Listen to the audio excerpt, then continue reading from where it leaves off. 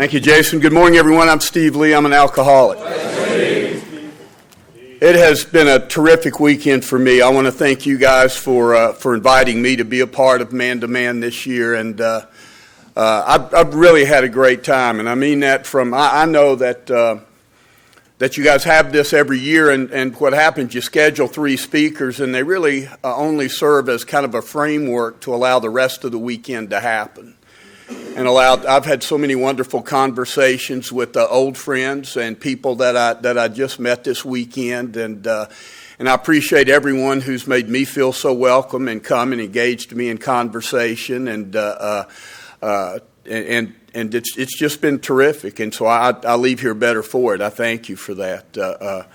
I appreciate Bo and Bob and the talks they've given. They've 2 things you always wonder what to take away, and they've given wonderful talks. But of course, as they're talking, I'm always just thinking about when I get my turn to talk, and they model for me what this looks like. And what I've discovered from them is the 10-minute mark is when you can take your jacket off,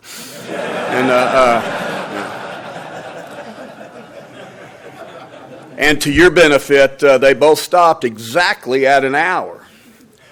I will get one of those too. Should you see this jacket come off, you'll know about the other one. And at any rate, it is a treat to be here, and I'm going to try to do what you've invited me to do, and what our programs suggest we do, and share honestly about myself. That's kind of the value I think that we bring to Alcoholics Anonymous in our recovery, is the truth about ourselves. And so I say I'm absolutely committed to being honest with you today, but I don't have the same commitment to accuracy. I'm often honestly mistaken, and sometimes suffer from a past that never actually happened.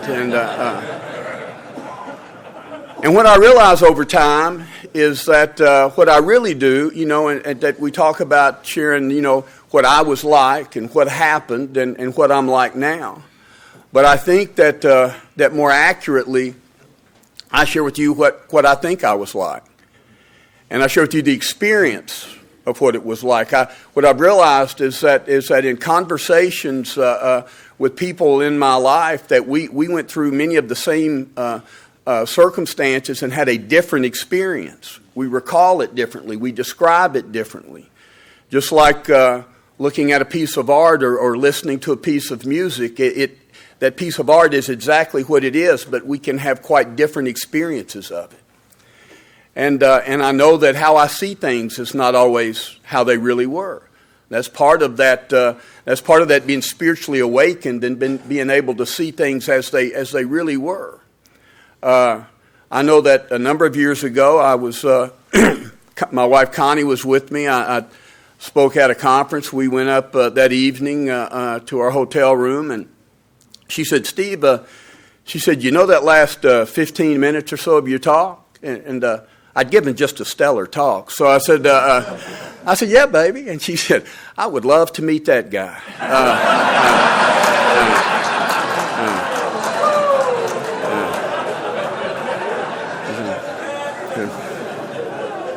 I wish you would bring him home sometime.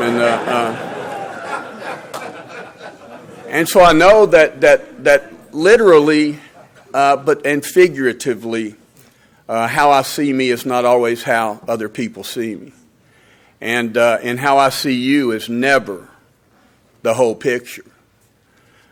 Yet I make life-changing, life-altering decisions based on bad information that's funneled through the prism of self-centeredness, and it comes out and it is influenced by pride, it is influenced by fear, it is influenced by lust and jealousy and envy and all of those 7 deadly sins and all the other variations of that, all those common manifestations of self that when I show up here color my experience of life, drunk or sober. In fact, drunk, I can explain anything I ever did when I was drinking. I was drunk. I mean, after I drink, my behavior is drunken behavior. And you take a fifth of whiskey and pour it in me, and a fifth of whiskey and pour it in a non-alcoholic, and we're both going to be drunk, and we're both going to do drunk stuff. And it's not necessarily that the way I drink and my relationship with alcohol is alcoholic, but the effect that alcohol has upon me in terms of once I get drunk, that's drunken behavior. You know, I got 6 DUIs, and my mother, at a certain point, my mother had said, you know, at about number 2, she said, and I said, you know, I'm not going to drink and drive anymore. I mean, that seems like the solution to drunk driving, is that the choice I came to says, I will not drink and drive, you know, or drive and drink. I mean, whichever one of those I start first, I won't do the other one. And then I get this other deal. My mother said, I thought you weren't going to drink and drive. And I said, I wasn't, Mama. But then I got drunk. When I get drunk, I change my mind about stuff. When I get drunk, I do drunk stuff. It impairs my decision making. It influences the choices I make. It overrides my intellect and my common sense and all of that. And it looks like I got the kind of alcoholism that you guys have talked about all weekend. But to my mother, I'm sure, I forgot who it was yesterday in one of the workshops that says that so many of us don't read, you know, to the wives and to the employer and family afterward. Well, I have, but one of my favorite lines is into the employer. And it says, when dealing with an alcoholic, there may be a natural annoyance that someone could be so weak, stupid, and irresponsible. Because to the untrained eye, alcoholism looks weak, stupid, and irresponsible. It looks like if you loved me enough, you wouldn't do that. You're a bright guy. Why do you do that? And when I got to Alcoholics Anonymous, the only people calling me alcoholic were judges and lawyers and policemen. My family wasn't trying to get me to stop drinking. My wife wasn't trying to get me to stop drinking. They wanted me to drink less often. They wanted me to not drink as much of it. They wanted me to not drink it there. They wanted me to not drink it with them. They wanted me to not drink it tonight. They didn't want me to stop drinking. They just didn't want all the stuff that happened when I drank, you know. They wanted me to do what we suggest here. They wanted me to find a way to control and enjoy my drinking. They had the same great obsession that I had, that one day I would control and enjoy it. And control and enjoy on me, in my experience, doesn't mean not get drunk. I mean, I never tried to drink just enough to know I'd not been, you know, to feel like I'd not been drinking. I want to feel differently after I drink than before I drink. So just enough is enough to get everything alcohol does for me without suffering the pains of what it began to do to me. Because I never once took a drink hoping, you know, open that bottle and hoping if I do everything just right, you know, around 12 or 1 o'clock this evening, I'll have pissed my pants, be locked up in the back of a police car, cheated on my wife on the way to jail. You know, let's get this party started. That was never my plan. Our book talks about what most normal folks get from a few drinks. That's what I want. Back in the vision for you. There were some, I know, I'm so glad to see some of the newer people here last night, and I almost hate to do this to you. But for most normal folks, it says drinking means conviviality, joyous intimacy with friends, colorful imagination, release from care, boredom, and worry, and a feeling that life is good. Yeah, I just got a little thirsty saying that.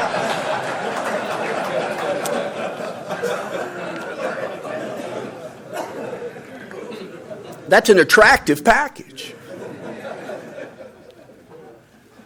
And that's what most normal folks, maybe that guy that goes home and you know, has a couple of beers, smokes half a joint, gets in his recliner and, you know, watches Andy Griffith reruns or something. And he gets that, you know, relaxed moment and kicks back and Maybe a couple of his buddies come over and they tell the same stories they told last Tuesday to each other. But that's, and that's okay. But that's nice. It's not so for those of us. And in this case, that's not what happened to me in the latter days of my drinking. Maybe momentarily. Right? Maybe, I don't know, I go out and maybe in the early part of the evening and first few drinks, I get that vibe. This is better. And it says, but then comes oblivion. And awakening to face the hideous four horsemen of terror, bewilderment, frustration, despair. And I was just looking for a little joyous intimacy with friends. And I wake up with these four bedfellows. And where did you guys come from? And where's the blonde that was here a while ago, Turns out she wasn't blonde and she wasn't even her. And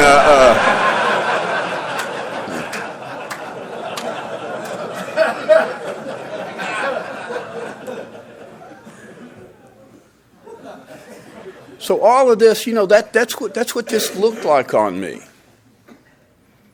That's what this looked like on me. My sobriety date's June the 30th of 1989, and on July the 1st of 1989, I was going to go to a treatment facility, and not because I had decided I was going to stop drinking. Not even because I decided, and I certainly didn't want to stop drinking. I knew that I had alcohol-related problems. I mean, I was bright enough to be able to connect the dots between, to get a DUI, you got to be drunk, I was in a meeting with a guy one night, a newcomer, and it was a beginner's meeting, and I noticed I hadn't met him before. I introduced myself. We're talking a minute.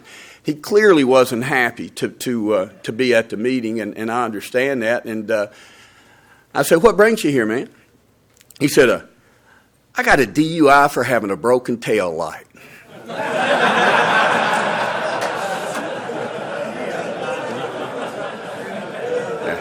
I know, man. I get it.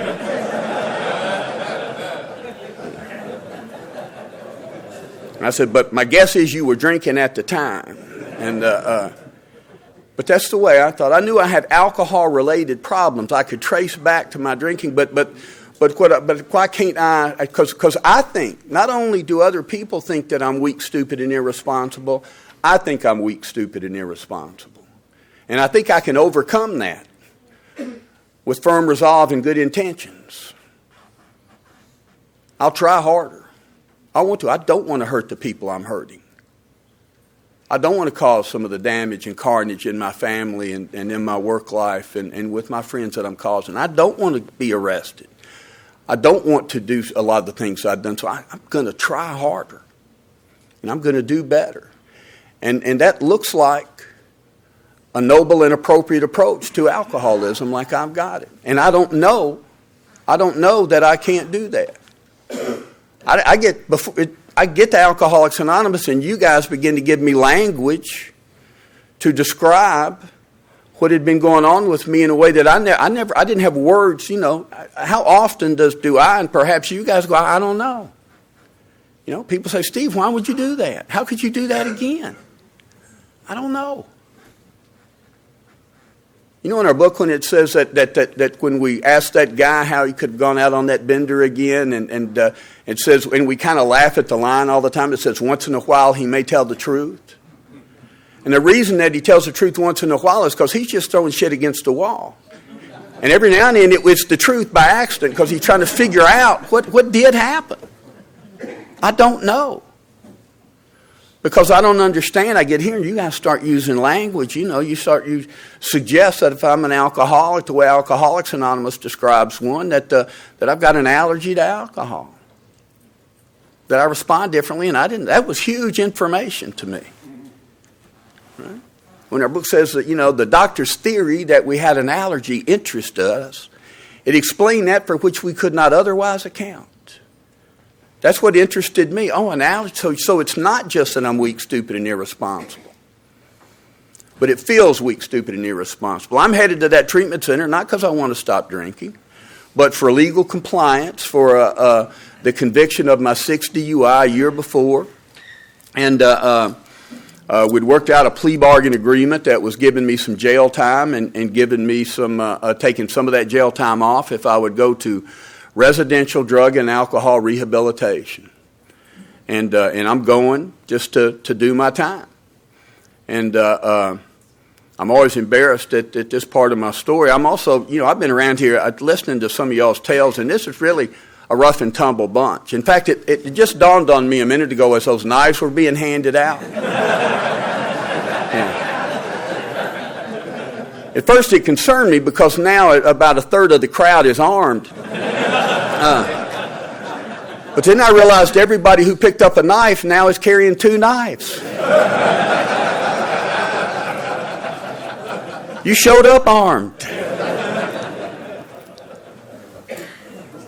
And I'm just kind of, I'm not a tough guy, and I'm not a street smart guy, and I'm just kind of the poster boy for middle class alcoholism, and so I've heard your stories this week. So when I have to tell you that my last drink was an amaretto on the rocks,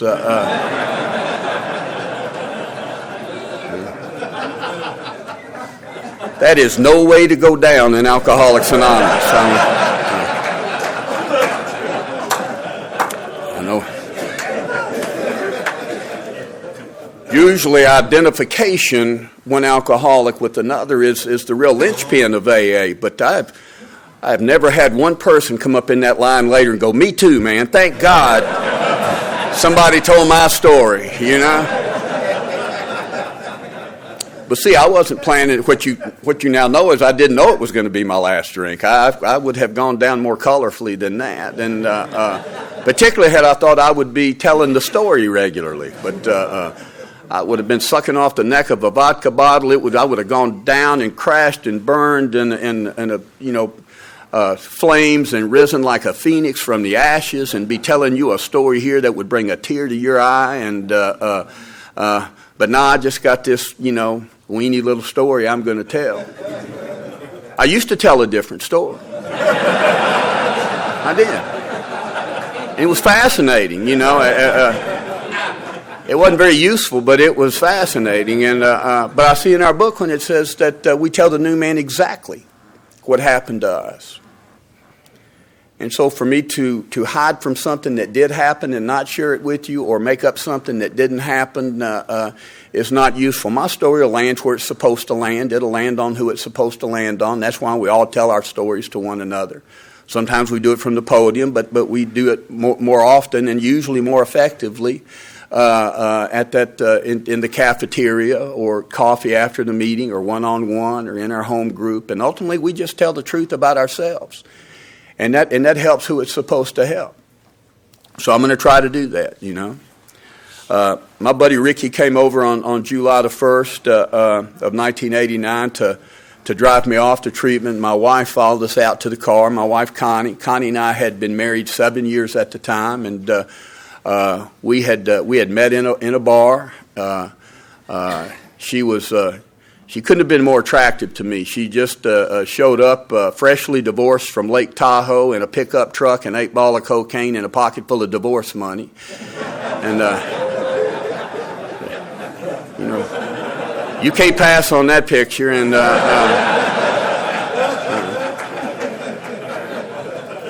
we started running and gunning together. And we had troubles. We had troubles in that marriage. I mean, we went to Mexico. We weren't married. We went to Mexico a year later on a vacation, and we'd been living together. We got drunk, got on a boat, went out to international waters where an Austrian captain read a wedding ceremony in Spanish, so he said. We don't speak Spanish, so we're not sure what we agreed to that day. I can tell you what wasn't in the ceremony. Apparently, there was nothing about love, honor, and obey. But we had good times. We had hard times. We were navigating through that. We had a daughter during those 7 years that was 5 years old that morning that I was headed off. Connie was running and gunning just like me, but we always weren't doing it together, and I wasn't always as good a husband as I should have been or a father, and I wasn't as trustworthy as I should have been and could have been, and I didn't know what being married was about. I didn't know I was. Just to clear one thing up, while being weak, stupid, and irresponsible is not necessarily an alcoholic trait, you can be alcoholic and weak, stupid, and irresponsible, and apparently I fit both descriptions. And I was an immature, I just didn't know how to be a husband. I didn't know how to be a father. And I wasn't willing. And maybe I wasn't willing. I don't know. But she walked out to the car that day when we were getting relieved, and her last words to me were, "No matter what, baby, don't stop drinking." Yeah. I know a lot of you didn't get that kind of support. But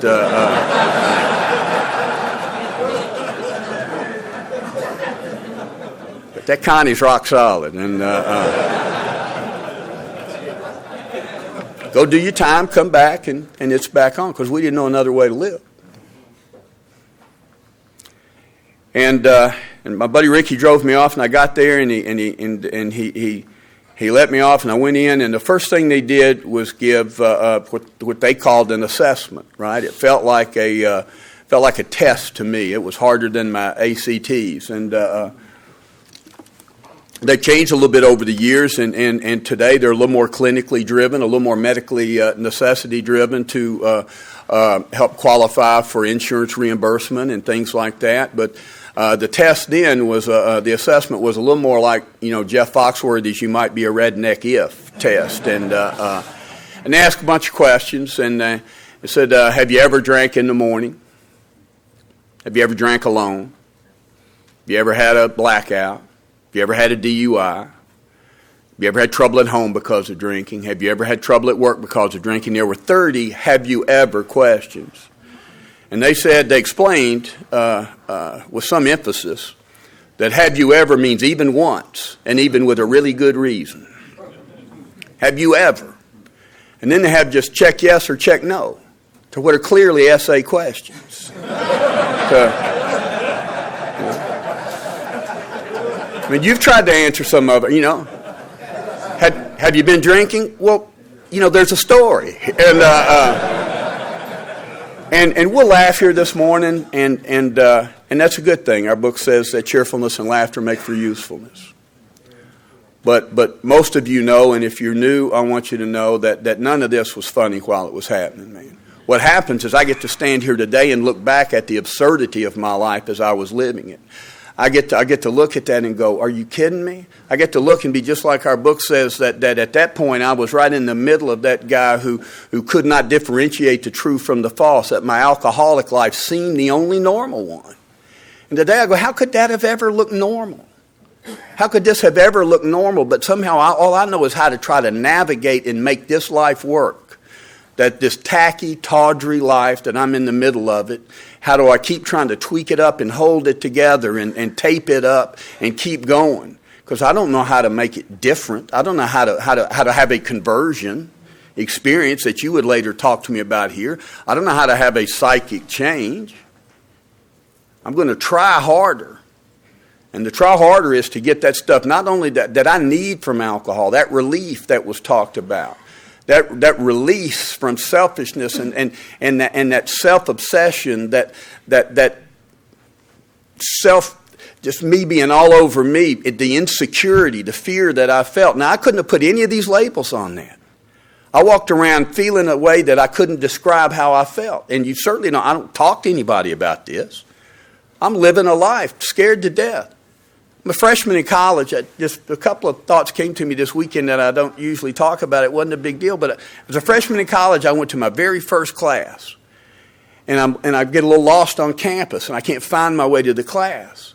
And I arrive at the class about 10 or 15 minutes late. And the door is closed. It's got a little square glass window there, and I peek in, and the class is in there, and the professor's in there, and I can't go in. I now can't make myself go in because I'm embarrassed. And so I just never go back to class. I don't withdraw from the class. Bob made me think about it last night, in his talk. I just can't go back to that class. I couldn't. And by the way, when I'm walking around the campus, I can't ask anybody where the class is. I don't know why that is. I can't explain that, and I'm not telling anybody that. But that's how I felt. And I wasn't drinking then. I didn't take a drink until later. That, once you can't get to class, you probably need to start drinking. Something needs to change. I needed some relief, but I don't know what's going on there. Anyway, they give me that test, and the problem with that test is one of the problems is I think I know what they're asking, right? How often have I again gone through life thinking I understand what's going on and making these life-changing decisions based on bad information? Have you ever drank in the morning? I had questions about the questions. Let's clarify, what do you mean morning? And the reason I say it is because I think that they're asking me, if I'm that guy that's got to reach over on the nightstand and grab that half pint and take a pull off of it just to get, to the bathroom, just to get my day started at 4 a.m. to fight off the shakes. And I've done that a couple times, but not so often I'm going to mark it on this test. And because that was an aberration. But what if I'm out at 2 a.m. somewhere at last call at a very nice establishment? Is that morning drinking? And if I just check yes, you're not going to understand the difference in me and him. If I don't give you context for this answer, if I don't give you background information, Have you ever drank alone? Yeah, but they left. I mean...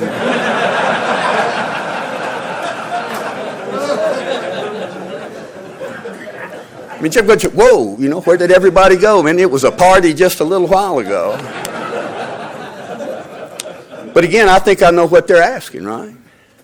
I think they're asking if I'm that guy that's got to go home and close the door and pull the shades. And, used to be unplug the phone, now just put it on silent or turn it off and kind of hide from the world, drink in isolation.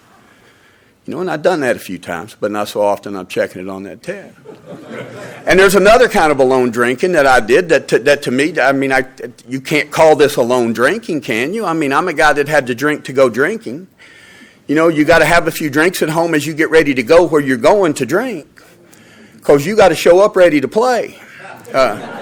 I needed what our book calls using alcohol as a social lubricant.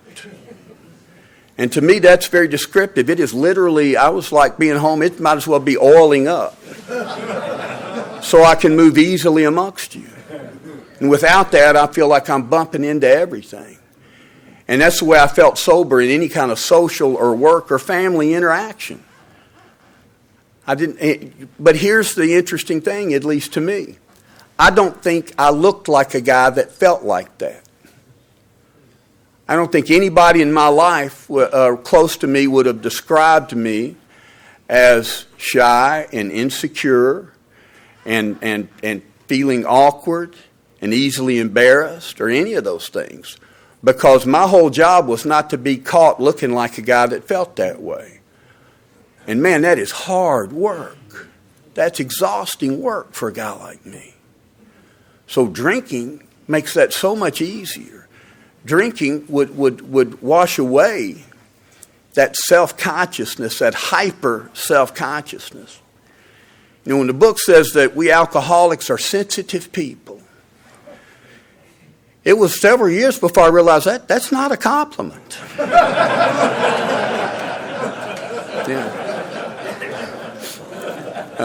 And there's a hint, really, that it's not, because the next line describes it as a devastating handicap. I was handicapped by this hypersensitivity that, again, I got no language to describe this. I don't know. I just know that, I'm not comfortable going in there. But I'm a guy that's got to look like he looks comfortable. So I overcome that, but it's exhausting. So that requires a lot of time alone, too. And then that requires a lot of drinking to let that guard down. I know what it's like to stand in front of that door and steel myself up to get ready to go in. And then show up and do my thing. And that can be at work. That can be at home. That can be social. And I got to tell you, and that can happen any day right now. Still got days that it pops up.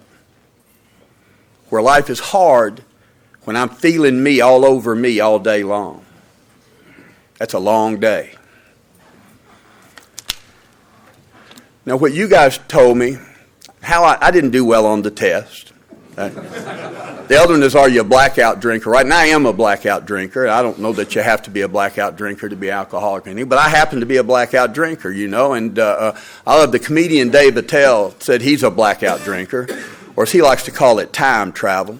And I thought, I get that, right? You know, how did I get here in the future, and what has been going on?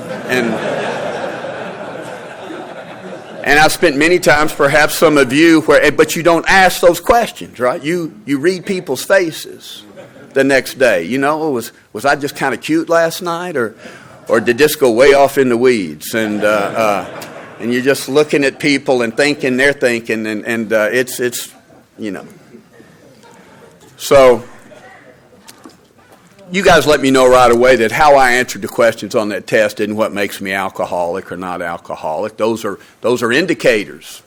They may shine a light on my alcoholism. They may be a red flag to alcoholism, but the description that Alcoholics Anonymous gave me, that I could finally lay my life experience over and go, that fits me, and it took a little while, was that, you know, when you honestly want to, you find you can't stop entirely, and if when drinking you have little control over the amount you take, you're probably alcoholic.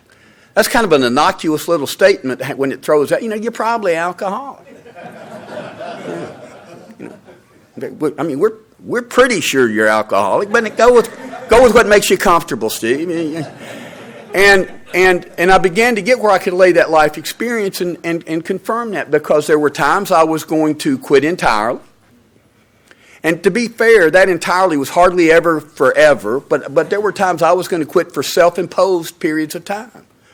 I'm going to quit for a month until, you know, the heat's off. That last DUI I got, they gave me that year's probation. They said if you get any alcohol-related offense during this year, you'll go to jail for a year, no questions asked.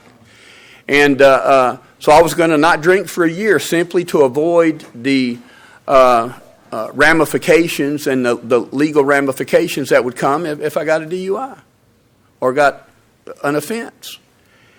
And I was leaving the courthouse that day after just being given this news and after just arriving at this firm resolution not to drink for a year. And I was walking to my car.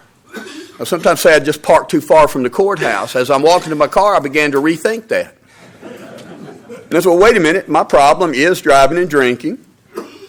And that's when I came up with I won't drink and drive or drive and drink. You know, I'm firmly committed to this. But I'm still walking to my car. And I'm still thinking. And I came up with one more slight change to that. I said, I won't drink much when I drive. And I know that I'm not in charge of not being able, I know I can't decide not to drink much. I don't know that then. So when you get here, that allergy explained that, for which I couldn't otherwise account. So anyway, I'm in that treatment center, and we began to go out to meetings of Alcoholics Anonymous and other 12-step programs, and people brought them in, and I'm grateful for all of them. And I was trying real hard not to be alcoholic. I described myself when I introduced myself. I introduced myself as a problem drinker. I decided I was willing to have an alcohol-related problem. But as I listened, as I came to AA, and you guys began to share your stories and share that language, and you would say something, and the moment you said it, I'd go, oh, that's it. And you began to use phrases. You told me about the allergy, and that was comforting, to be honest with you. That made some sense. You started talking about this mental obsession. You started talking about this phenomenon of craving. That's kind of a cool term, you know, and I didn't know that before I got to AA. I mean, I was never out at the bar, and after about my second or third drink, you know, just nudged the guy next to me and said, I don't know about you, pal, but that phenomenon of craving's kicking in on me. Lack of power is my dilemma. I didn't know, you know. I just thought I changed my mind. So now I'm getting, you guys are describing this and describing it in your experience in a way that I'm going, yeah, man, that hits home. That resonates with me. What I know is, and it's interesting, and it wasn't an intellectual thing. I got information that I had never heard before that was interesting and really useful. But I know that language of the heart, that the message you were sharing of depth and weight resonated at a level other than the intellectual. It was hitting something in here where there was a knowing. Go, oh, man, that's it. That's it. And I couldn't have said it a minute before. I'll tell you a couple drinking stories, and I'll be sober for the next hour and 15 minutes. Those of you with 3 o'clock flights may want to rebook.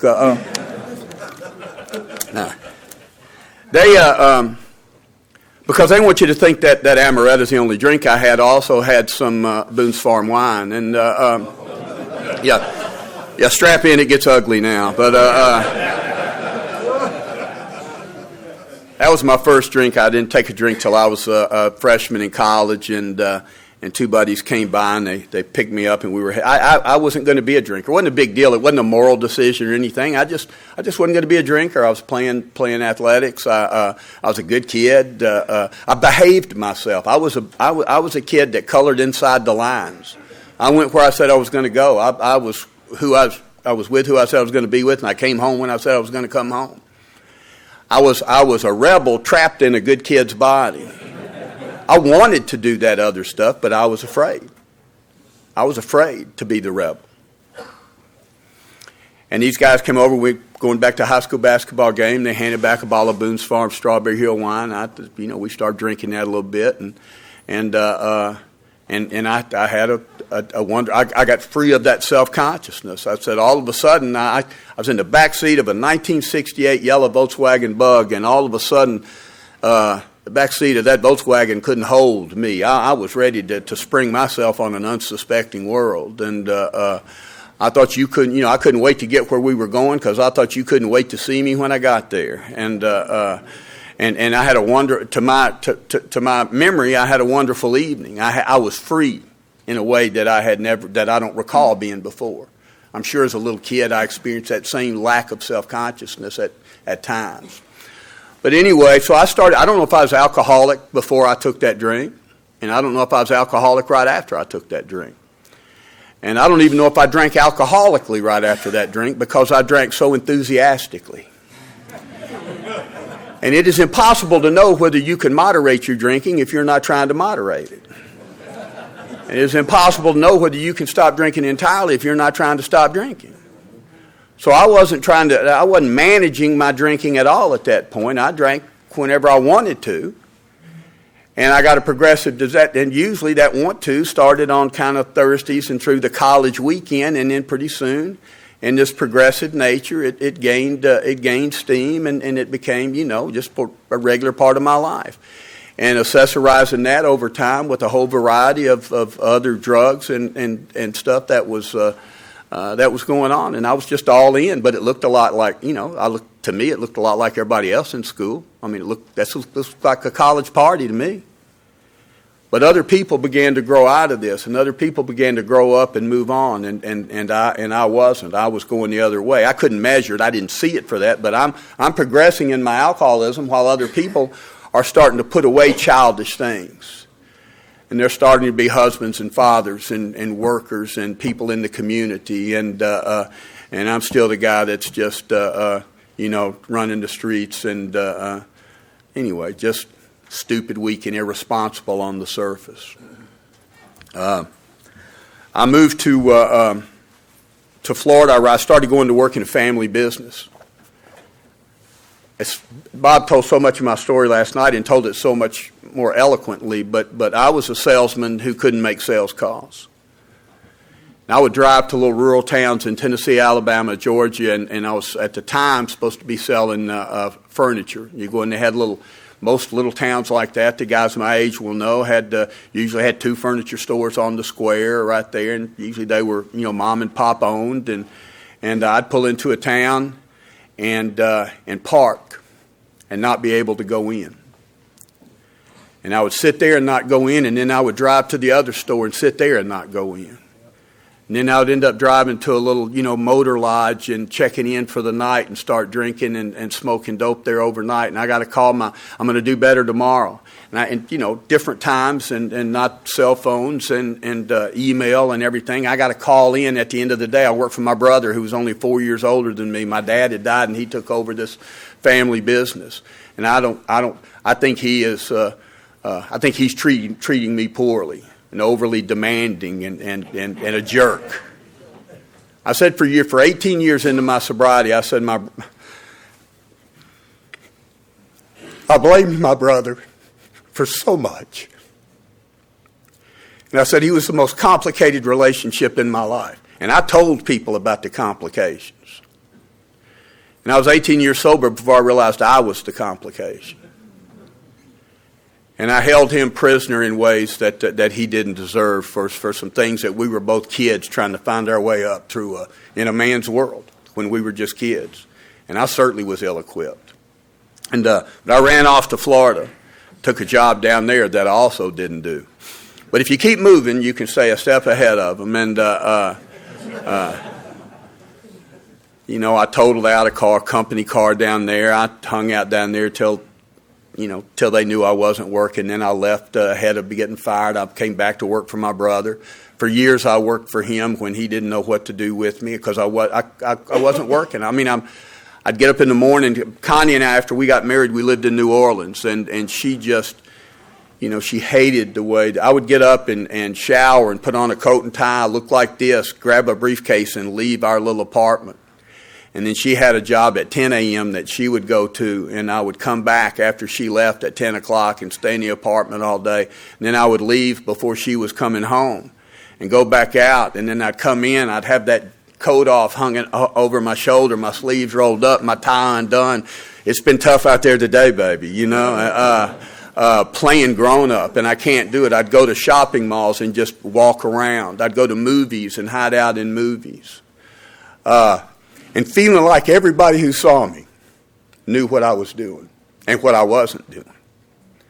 Feeling like a fraud all the time. The phone would ring. It would be my brother calling our apartment. I'd make my wife take that call and lie to him, or I'd make her not answer it. Now, my brother's no dummy. When your friends call and the phone rings 3, 4, 5, 7 times, nobody's home. They hang up. When that phone rings 45, 50 times, that's my brother going, I know you're there. And now I know you're there. Anyway,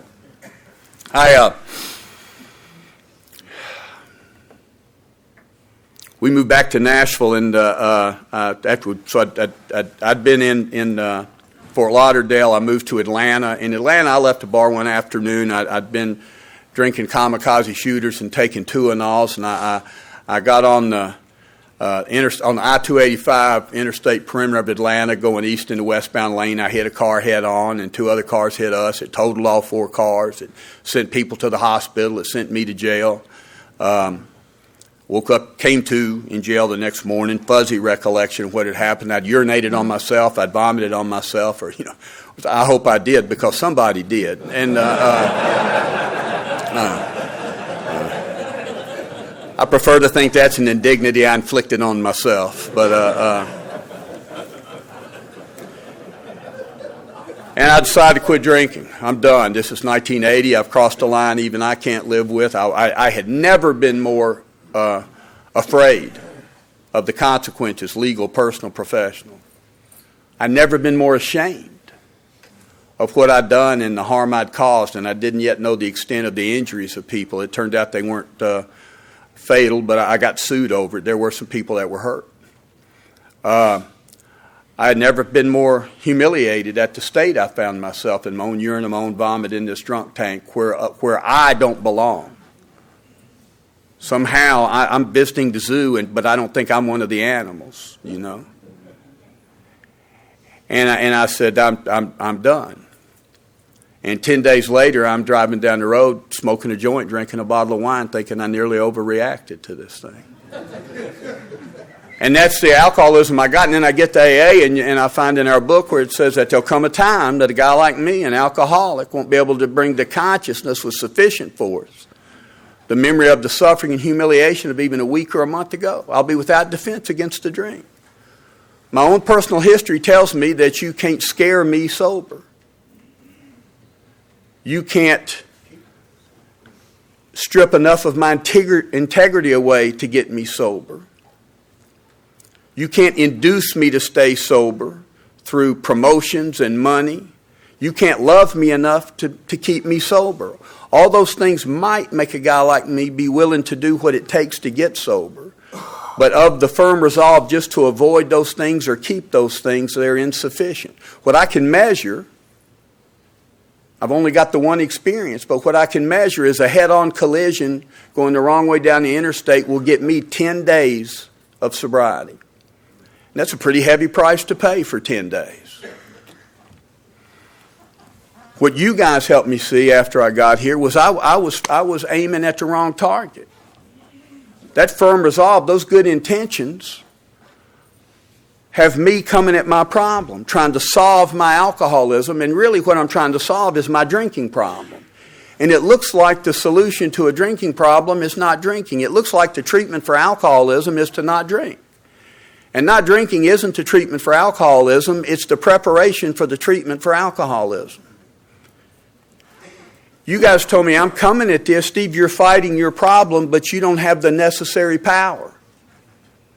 So don't fight your problem. Turn away from the problem and seek the solution. So quit trying to overwhelm your alcoholism and start trying to build a relationship with God. Try to plug into this power which will solve your problem.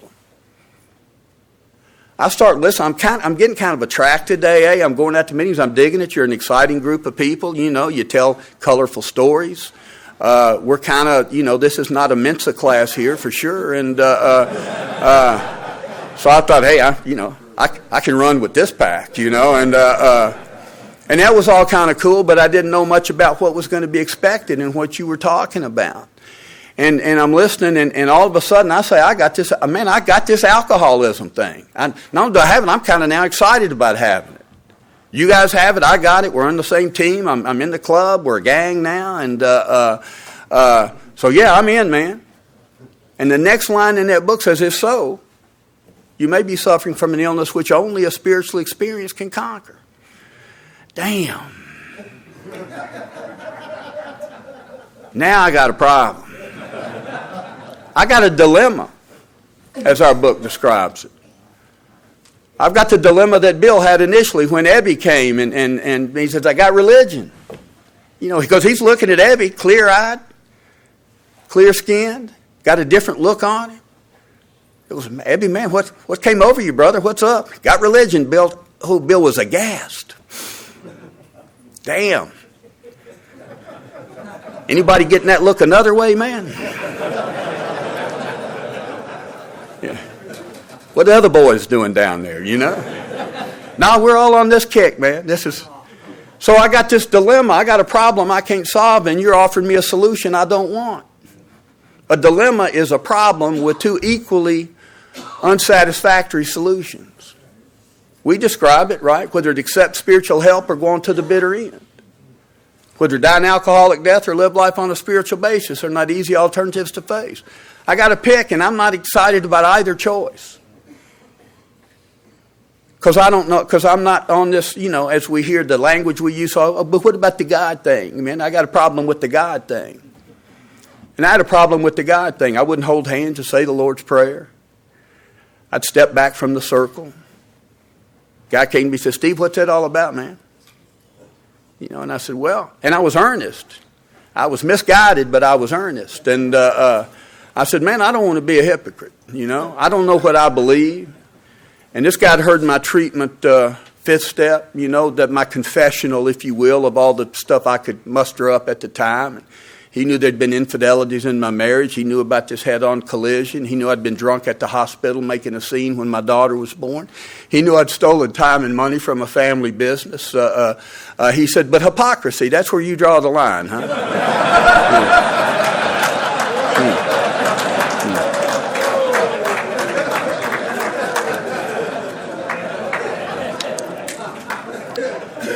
He said, man, I got good news for you and bad news for you, Steve. And I felt kind of condescended to, and if you're new, if you've ever felt condescended to, it's because you've just been condescended to. And he said, I got good news for you and bad news. I said, all right, man, I'll play. I said, what's the bad news? He said, the bad news is hypocrisy is way down your list of problems. And you might ought to address them in the order in which they will kill your ass. I said, what's the good news? He said, the good news is there's room for another hypocrite in Alcoholics Anonymous.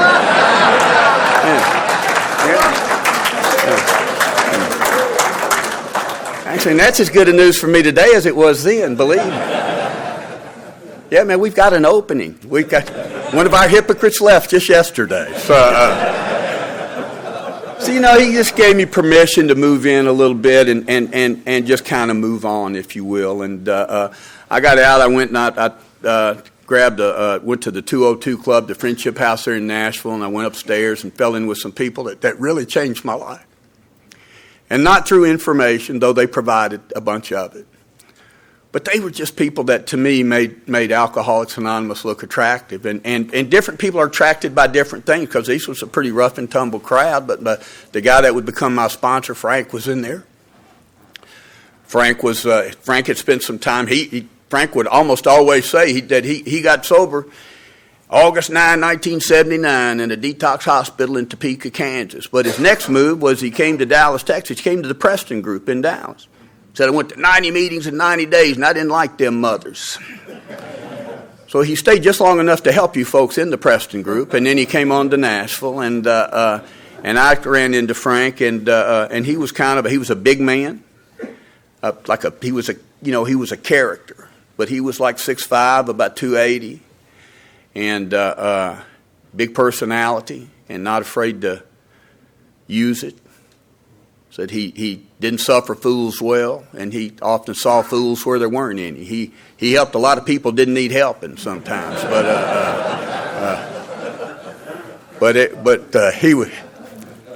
he was just the right fit for me.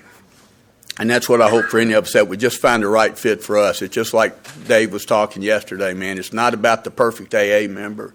It's not about that stuff, but can I find somebody that can lead me into this? And Frank was the right guy for me at the right time. And I loved AA right away. I mean, I don't know if I loved the program of Alcoholics Anonymous. I loved hanging out with you guys, and I was fascinated. And Frank, we started doing some step work, and about 6 months sober, I had a realization. At 6 months sober, you guys, I sat there and I was coming back. It was the week after Thanksgiving, the Monday after Thanksgiving. I'm sitting in a meeting, and people are talking to each other. And that's the first I realized that you guys were kind of talking to each other between meetings sometimes, that you were having relationships, that stuff was going on. And at the end of the meeting, I'm sure it had been said before, but somebody said something to the effect, it was a noontime meeting, said, we're all going to lunch after the meeting if anybody wants to go. I desperately wanted to go, desperately.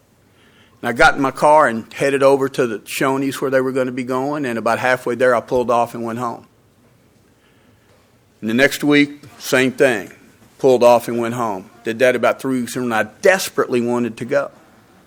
But I had a fear. And my fear was that I was going to walk into that Shoney's and there would already be 6 people sitting at a table for 6. I didn't know whether I'm supposed to pull a 7th chair up, whether they really meant me, whether it was going to inconvenience. I was too self-conscious to risk this awkward moment and be embarrassed, Well, Lyle P. says that we'd rather be dead than embarrassed. And I said, all I needed was a couple of guys to come up to me after the meeting and go, hey, Steve, man, we really want you to go to lunch with us. And we're just arguing over who gets to sit with you. Then I would have gone. Now I want to tell you, I'll tell you, and I know this is true. I know that there's some people here who've maybe never been here before, and maybe a couple of guys that come that don't know a lot of other people, and you've gotten your tray of food in there this weekend, and then you're kind of wandering around wondering where to sit. Do I go sit with these? Here's 3 guys over here. Do I go sit here? I don't know. I don't know them.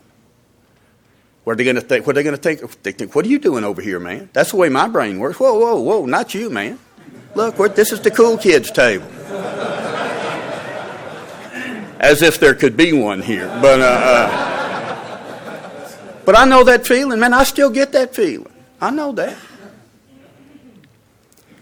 And what I would tell you newer folks is when they say, let's go to lunch, man, go. If you see me sitting at the table, come sit next to me.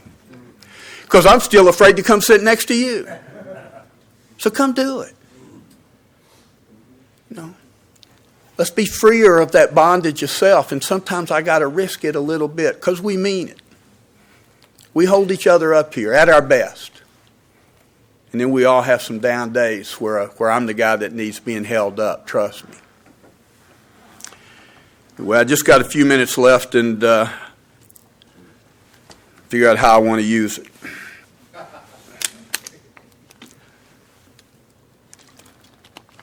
Connie and I, we navigated through stuff again. I listened to Bob last night at 10 years sober. And Connie got sober, just so you know, I sometimes forget to mention, her sobriety date's 10 days after mine. And she's an active, wonderful member of Alcoholics Anonymous, an effective member. Her activity looks far different than my activity. But Connie sponsors women. She does 2 book studies a week in our home. That's how she sponsors women. If Connie sponsors you, you're coming over and they're going through the book together. That's what they do. That's not what I do. I had one of the guys I sponsor one night call the house, and I picked up the phone. I mean, he called. This was back when we still had a landline, and I picked up the phone, and I'm talking to him, and we're talking for a few minutes, but I'm wondering, why aren't you getting to what you want? And finally he went, Steve, could I talk to Connie?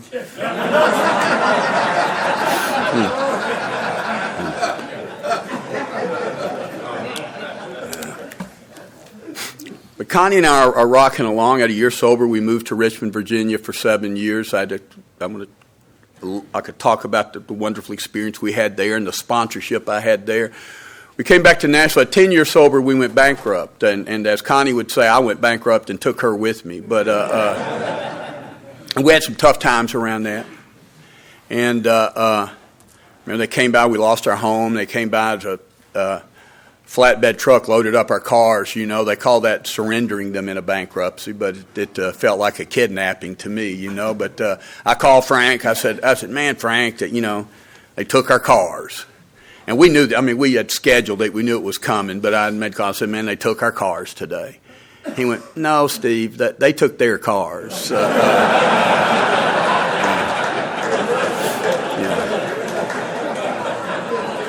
Just to put a fine point on it, he said, those are the cars you quit paying for.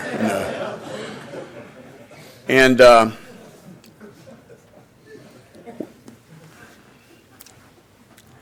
we went and got a car. A guy who was in the car business invited us out to his used car dealership. It was a GM dealership, and he helped us get a car that we couldn't afford. But it was about a 10-year-old used car. It was a green Chevy Lumina with kind of velour cloth seats that had stains on it that I didn't make. And but I will tell you, Connie and I left that dealership and we were driving home.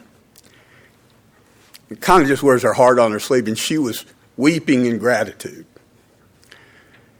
And so happy and grateful to have this car. And as was I, because when she weeps, I end up kind of weeping with her, and we're doing that. And we are seriously heartfelt grateful to have this car. And about 10 days later, 10 days, 2 weeks, I'm driving down the road in this piece of shit green Chevy Lumina.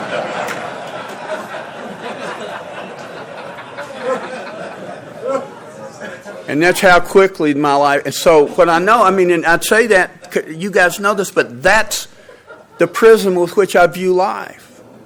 That car was the same car, but for the 4 years that I drove that car, it was like 2 different cars, depending on the me that got in it that day. And that's true in my relationships. That's true in my work life. the me that is showing up at this. The next two things I'm going to say seem to have nothing to do with anything else I've talked about, but it matches up. It's important to me on that theme, if you will, because see, what I don't realize is I go through life with these unmet demands that I don't even know I have. Our 12 and 12 says that we will see we've been making unreasonable demands upon our fellows, upon ourselves, and upon God. You know, if you're keeping score, that's everybody. There's no one left for me to be unreasonably demanding of. You disappoint me, I disappoint me, God disappoints me. And it says, living this life of unmet demands will leave me in a state of continual disturbance. And this isn't about having our demands met, it's about lessening our demands. It's about being freer of that bondage of self, so I'm more and more okay with things the way they are. So I go to it's now been about 13, 14 years ago, I go to Toronto to a little one-day thing, and I'm the guy behind the podium all day long there. I know that you guys are grateful that this is just an hour and plus. And I've been laying the knowledge on them, brother. I've been putting, they were speaking in tongues, and we break for lunch. And at lunch, we we're at different tables, obviously, but I mean, we're at a little restaurant, and they come take our order. And I ordered a cheeseburger, and the guy next to me ordered a club sandwich. I noticed, and it went on around. A little while later, they brought our food, and they gave me a cheeseburger, and they gave the guy next to me a cheeseburger. And he starts eating this cheeseburger, right? And this is your Zen moment if you've been waiting for it this weekend. He starts eating this cheeseburger, and I said, hey, man, I thought you ordered a club sandwich. And listen carefully. He said, I did, but they brought me a cheeseburger.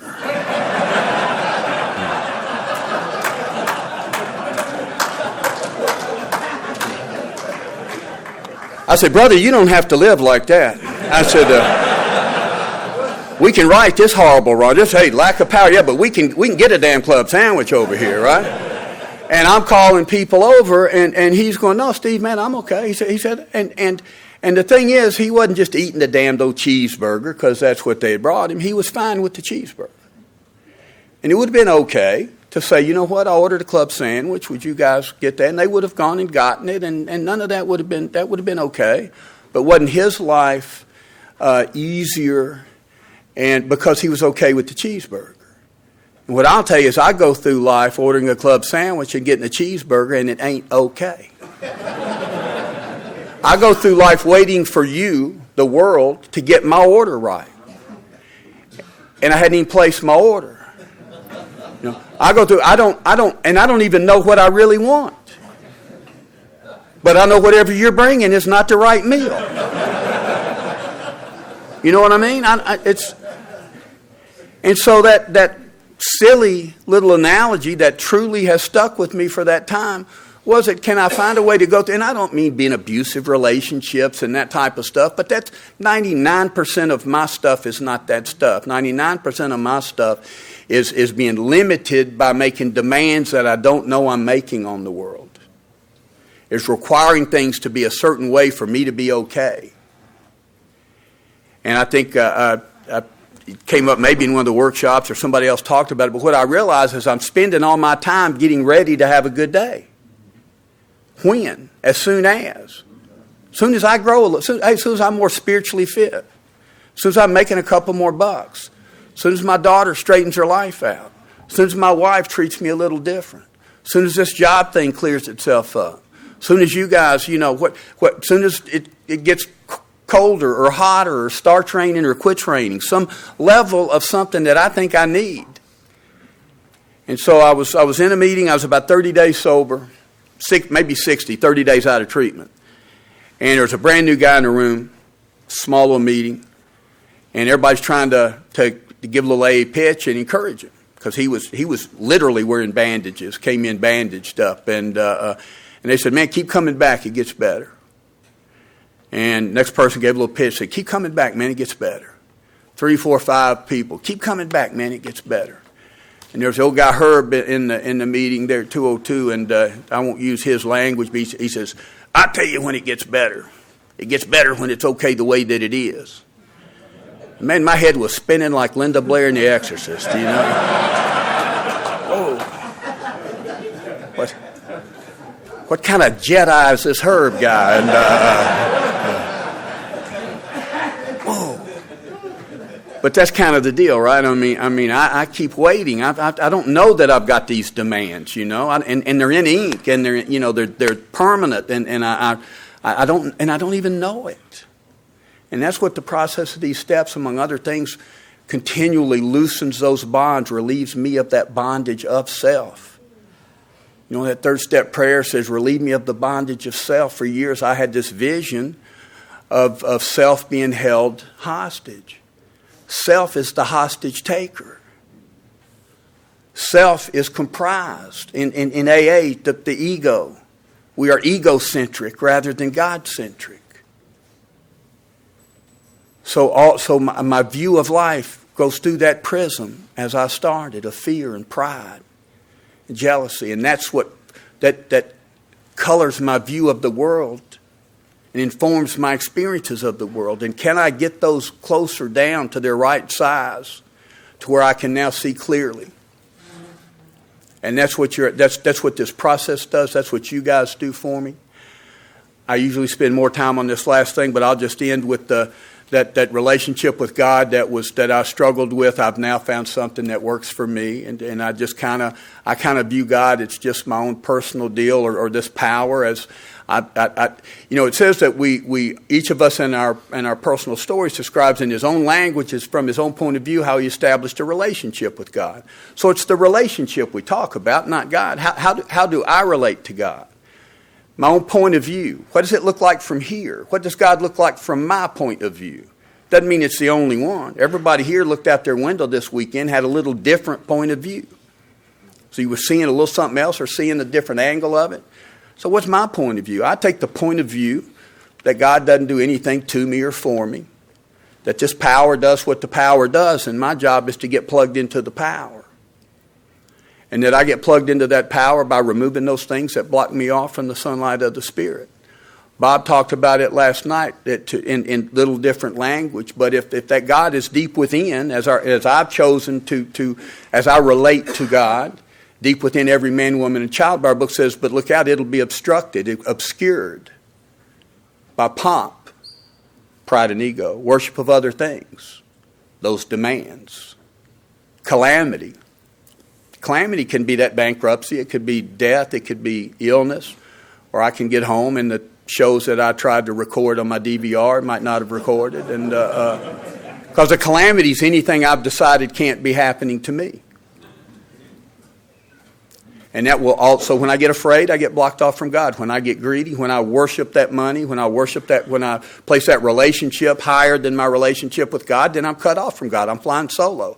And I got to tell you, so what I look like, I'm plugged into that power, but I'm like that bad lamp you've got at your house that kind of, it's got a bad connection, so it blinks on and off during the day, I'm connected for a little while, I'm not. I'm connected for a little while, I'm not. I'm trying to stay longer and pay attention to it.